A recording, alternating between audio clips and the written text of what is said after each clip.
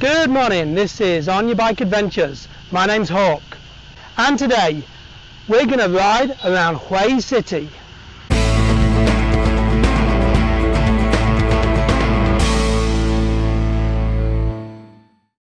So today we're going to have a quick ride around Hue City.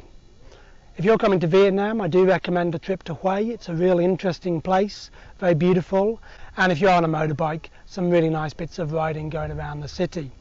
Many of our tours pass through Hue, and we often spend a full day exploring the city by motorbike. Now, the history of Hue dates back all the way to the 4th century, when it was founded as part of the Cham Empire.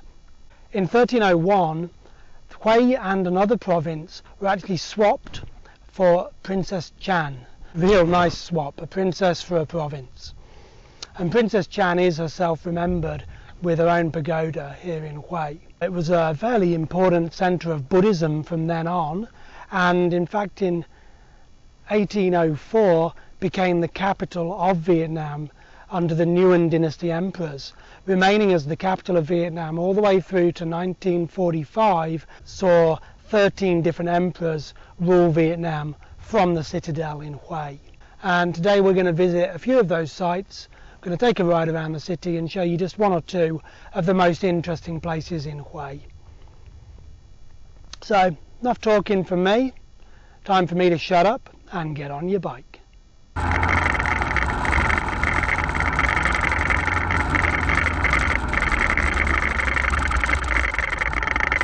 So the first stop on today's tour is the Imperial Citadel of Hue. This site is an absolute must visit when you're in Hue City. The Citadel was built back in 1804 by Gia Long, the first of the Nguyen dynasty emperors who ruled Vietnam for about 150 years. The Citadel structure itself comprises a 10-kilometre walled city, and then inside of the Citadel you get the Imperial City, the gates of which you can see behind me here. Inside the Imperial City you then have the Forbidden Palace in the middle as well. So let's go in and have a look around. This courtyard was literally the Parliament of Vietnam. The officials, known as mandarins, would line up at their respective grades marked by these posts and wait for the emperor to come out of the imperial area and give court. The mandarins closest to the front being of most important and working their way back here. So this was literally a Parliament square. Right in the middle of the Imperial City we find ourselves in the Forbidden Purple Palace. Now this section was where the emperor actually lived with his wives and his concubines and his security eunuchs. The emperor would issue people with a purple silk robe to allow them into the cities. Although the walls are painted red, the people within the Forbidden City would be wearing purple. So the emperors within this area had everything they could possibly ask for. Even the last emperor, Bao Dai, installing himself a personal tennis court right in the middle of this ancient Forbidden City. There's so much history here. They've covered lots of the areas with photos from back in the days of the emperor, and you get a really good sense of how it used to be. Now of course the Citadel was captured by the communist Vietnamese, both the Viet Minh in 1947 when they were fighting against the French, and then more significantly in 1968 the Viet Cong fighting against the Americans captured the Citadel, and a fierce battle took place within the walls. As you walk around the outer perimeter there's still a lot of evidence of that battle, with bullet holes scattered all along the walls. Very unpleasant times, but really interesting. But that's enough for us. We're going to move on to the next site and have a little ride around the city. So let's go.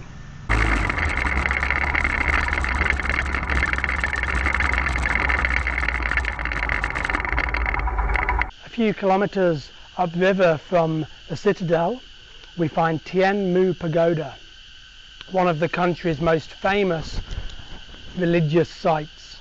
There's been a pagoda here since 1601, built originally by one of the Nguyen lords who at that point ruled just a small area of central Vietnam.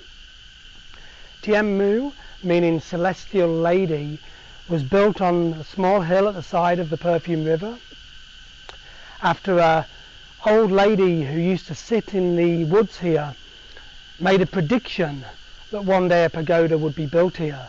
In 1844, Emperor Thieu Tri had this giant tower erected behind me.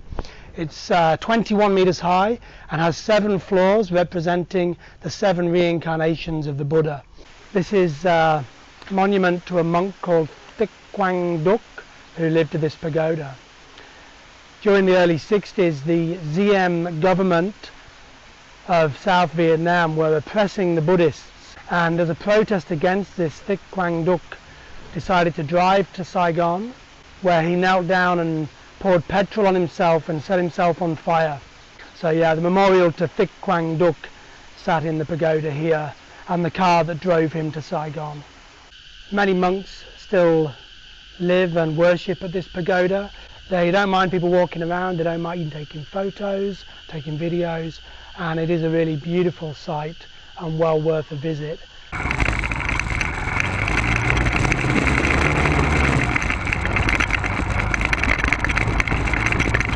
The elephant and tiger fighting arena was built by Emperor Minh Mang back in 1830. Emperor Minh Mang must have been very bored because he had this commissioned purely to entertain himself watching elephants fight with tigers. But unfortunately the battle was always rigged. The tigers would be drugged and sometimes have their claws and teeth removed to make sure the elephant would win. The elephant was the royal symbol and the tiger was the symbol of revolution. So of course the emperor made sure that the tigers could never win, to send the message out to his people.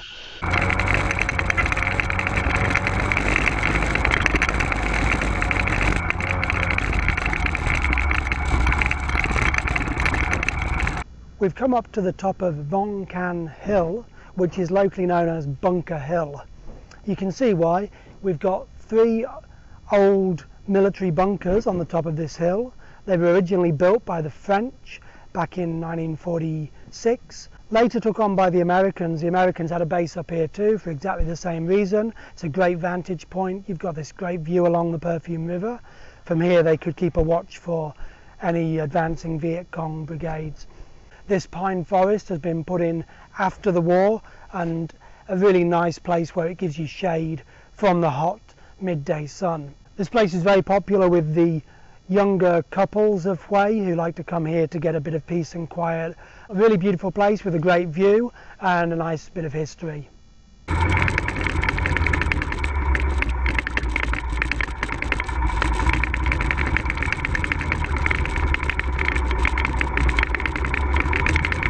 And of course you can't have a day out riding in Vietnam without crossing a dodgy bridge. This is a metal floating bridge. Absolutely perfect. Feel it wobbling as you go across. Love it.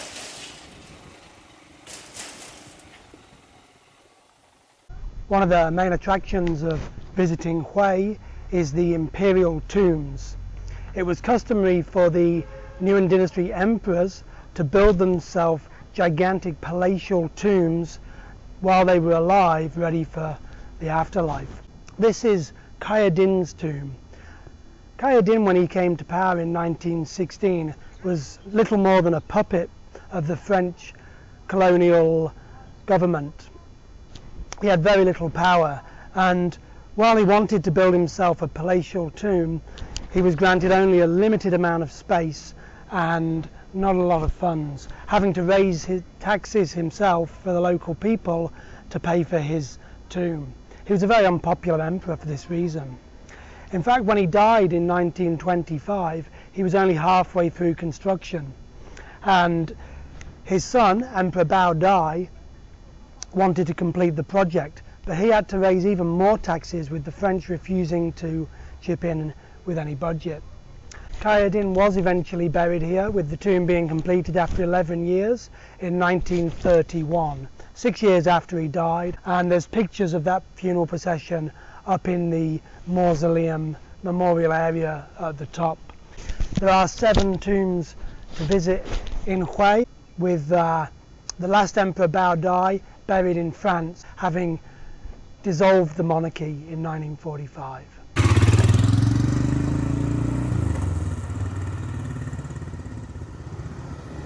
Wow, that was a lot of fun. So that's just a few of the main attractions in Hue, and there's a whole lot more. But we've only got one day, so that's enough riding for today. I'll probably come back and do another video with some of the other attractions in Hue and have another ride around. Now, Onyabike Adventures run tours throughout the whole of Vietnam, north, centre and south. Many of our tours passing through Hue City. Tours for all types of riders, but we also have pillion tours that for those who do not ride, to sit on the back with one of our staff. Now guys, I hope you've found the video interesting, and if you have enjoyed the video, please give me a thumbs up. And if you want to know more about Vietnam, or if you love motorbikes, or you just need to see more of me, all you've got to do is subscribe to our channel and stay up to date with all of our latest videos. So that's all we've got time for today. So now it's time for me to shut up and get on your bike.